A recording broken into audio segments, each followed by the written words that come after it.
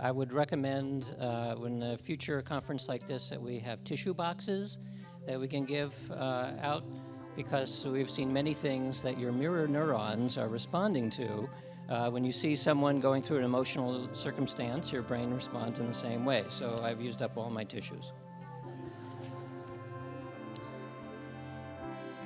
The other day we heard Francois, otherwise known as Frankie Peanuts, talk about an unusual experience with Nelson Mandela, where after he left the room, the members of his team felt the presence of Nelson still there. From Tansiri, we heard about she had bad feelings, and other members of her team had bad feelings the day before she was shot in Iraq. And the Woz told us that in some of his inventions, he got information and ideas out of nowhere. His intuition worked really well. So these are relatively common human experiences. We get information that seems to come out of nowhere. Some people have a kind of charisma that has a palpable presence, even when they're not in your presence. These are the kinds of things that when surveys are taken around the world and through all cultures, all levels of education, people report having these kinds of experiences, either something they personally have felt or someone that they know. This is the kind of research that my colleagues and I do. Our institute was started by Edgar Mitchell, who was the Apollo 14 astronaut and the 6th person to walk on the moon. So he's a scientist in a technical environment, but on the way back from the moon to the Earth, he had a mystical experience, which he didn't recognize what it was at the time. He later learned it was a form of samadhi, kind of a mystical experience. And so our institute is devoted to the idea that there are many ways of knowing. The word noetic comes from the Greek root word nous, which means to know, but there is rational knowing, and there are other forms of knowing, including intuition and psychic and mystical forms of knowing. So we apply the tools of science to try to understand these things better. My talk will probably not make you cry. If anyone actually starts to cry as a result of my talk, then I'm probably not doing it very well. So let's see. So I'm talking about mind-matter interaction. You may have a slightly different title in your book, and I changed it to specifically focus on the notion of intention and matter. Does it matter what happens in your head in terms of the outside world? So here's a famous trick. I won't describe how the trick works, but at the question period, maybe someone can ask me, I'll tell you how it works. This is a form of levitation, but obviously a trick form of levitation. It's not quite so easy. Here I am in Paris a couple of months ago, and this is a well-known thing to do in the streets of Paris and elsewhere. This is a slight variation on the same theme, the form of levitation. Here is another thing that I'm going to talk about, but not exactly in this form. This is from the movie The Matrix.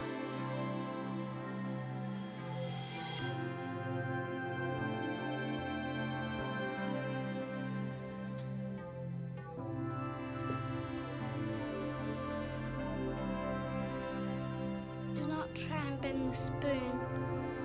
That's impossible. Instead, only try to realize the truth. What truth? There is no spoon. There is no spoon?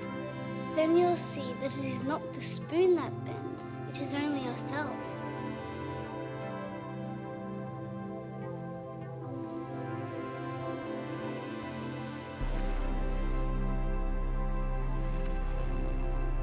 Everyone prepare to bend. Okay, so when I talk about mind-matter interaction, levitation, and so on, these are big things. And of course, the movies are designed to embellish the real world. There actually is some truth to this scene from The Matrix, although in the real world we don't see it quite as large as this. And likewise, there's a scene from Star Wars. You need to bring the audio up.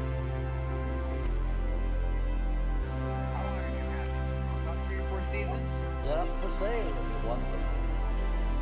Let me see your identification. You don't need to see his identification. We don't need to see his identification. These aren't the droids you're looking for. These aren't the droids we're looking for. He can go about his business. You can go about your business. Move along. Move along. Move along.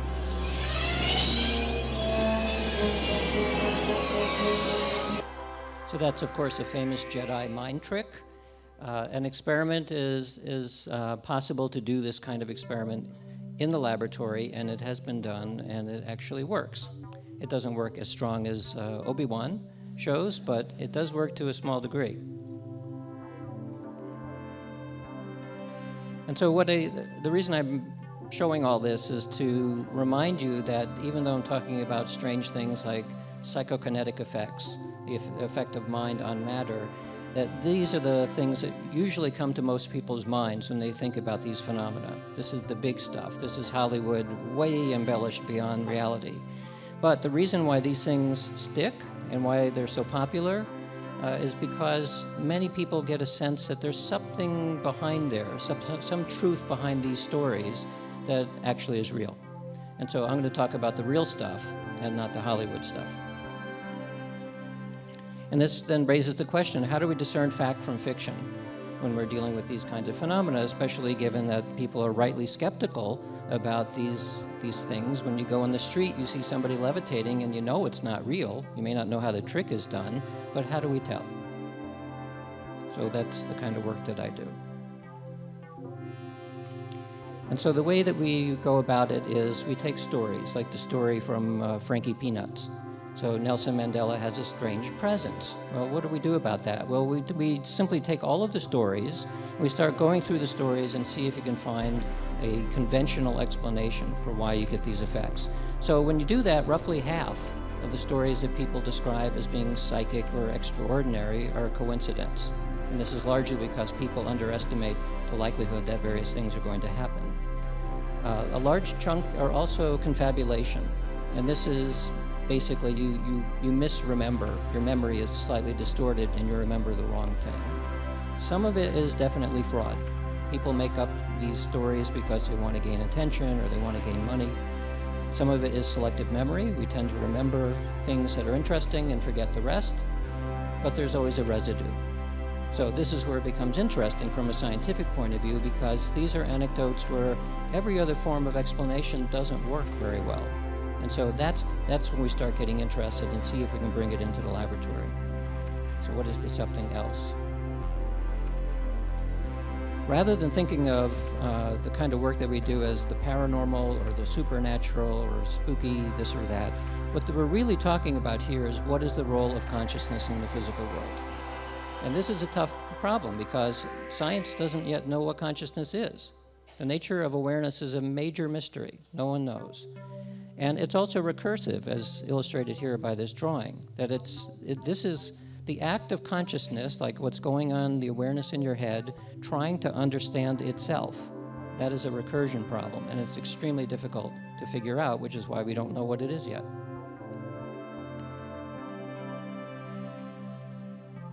And so now the clicker, we need our mind over matter to make the next slide appear because it is not working.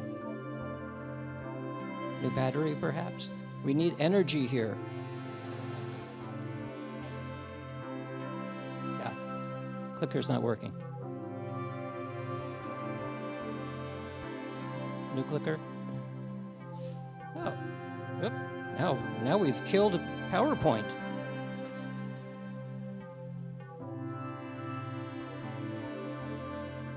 Someone is thinking bad thoughts.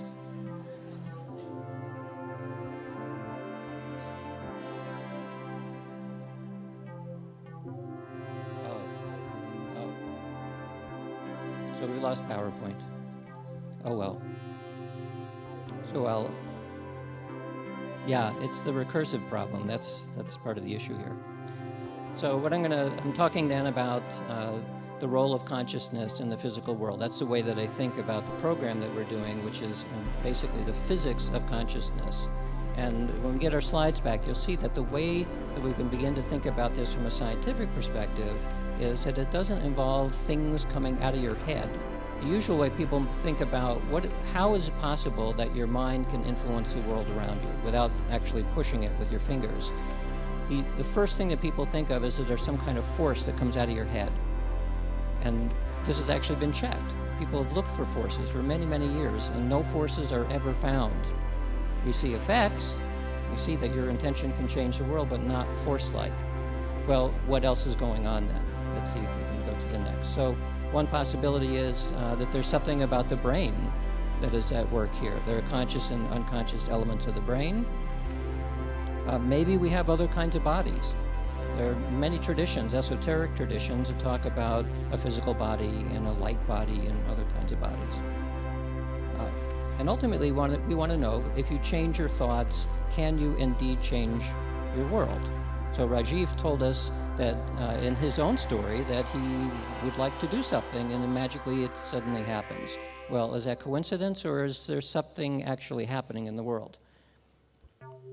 There are two major theories that go on here. The first one is the neuroscience theory, which basically says that you're nothing but a pack of neurons, or that you're a machine made of meat. Well, surgeons know that we are a machine made of meat. It's all about putting the machine back together again, but that doesn't tell us what consciousness is. Nevertheless, within the neurosciences, this is the prevailing theory, that your sense of self, your consciousness, everything you think subjectively is a result of your brain activity, and that's the end of the story. But there's another theory, a much older theory, by the way, we'll call this mechanistic materialism, which is the scientific worldview. It's very successful. We can't exclude this as a possibility because it is so successful. But the second theory is this, that consciousness is fundamental in some way that we don't yet understand yet from a scientific perspective. So, what do we do then? We have stories of mind-matter interaction. Is it simply entertainment? It's superstitions, magical thinking, or is it something else? Well, that's the task at hand. It turns out that there have been many experiments over the years, both on living systems and also non-living systems. These are about 100 years old now, from about 100 years till today. Roughly 500 publications in peer-reviewed journals, and about 2,000 experiments have been reported. One of the first was actually described by Sir Francis Bacon, who was one of the founders of modern empiricism. His idea, written in this famous book, A Natural History in 10 Centuries, was that if you wanted to study, as he put it, the force of imagination, by which he means intention. You want to study the role of intention in the physical world? How do you do that? You toss dice. Why? Because with dice you can use statistics, and remember, this is 1627. He was already coming up with ways of testing whether or not your mind could influence the world at large. So 300 years goes by, and here's J.B. Ryan at Duke University doing experiments with dice. And of course, you can't give somebody dice and have them toss it, because there are ways of faking. You can make certain numbers come up if you hold the dice. So he used machines to toss the dice. So this kind of experimentation went on for 50 years, roughly 1935, 1987. What you're looking at 50% would be a chance result, that people could not influence the dice. But as you see, the means on this are mostly above 50%, and the overall result is there. And you can see the error bars. So this is way above chance. And in fact, you do the statistics on it. I did a meta-analysis a number of years ago. So when you look at all of the studies weighted by quality, the odds against chance is 1 gazillion to 1. So people with many, many, many repeated trials and independent experiments show that you can indeed affect the roll of dice. This doesn't mean that the casinos are in trouble, because the house take in casino games is so much greater than the effect size here that all the very worst that they're going to do is lose a little bit less, or actually you will end up losing slower than you would if you were not using your intention. So the casinos have nothing to worry about. In fact, the casinos like this kind of information because it gives people the idea that maybe they could win simply by willing it, and most people, that's not going to happen.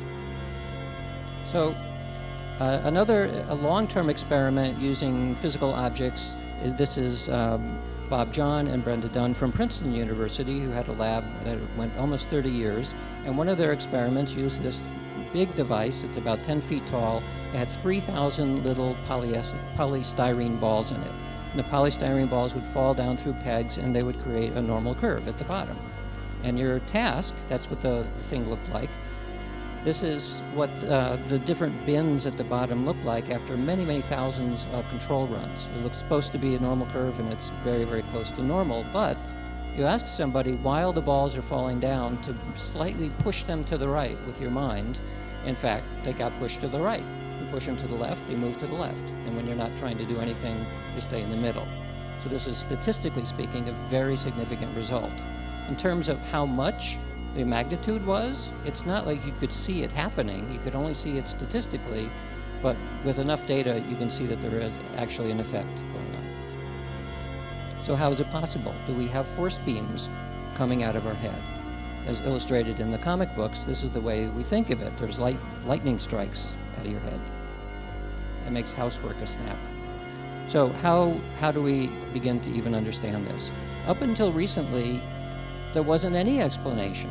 One of the reasons that this kind of research was considered out on the fringe somewhere is not through the empiricism, because there's plenty of data. It is completely a question about how do you begin to answer this in a scientific way without having to develop entirely new kinds of ideas. So in order to answer this question, we need to leave our senses. What I mean by that is that common sense is not going to answer the question. Our common sense is an extremely thin slice of the world at large.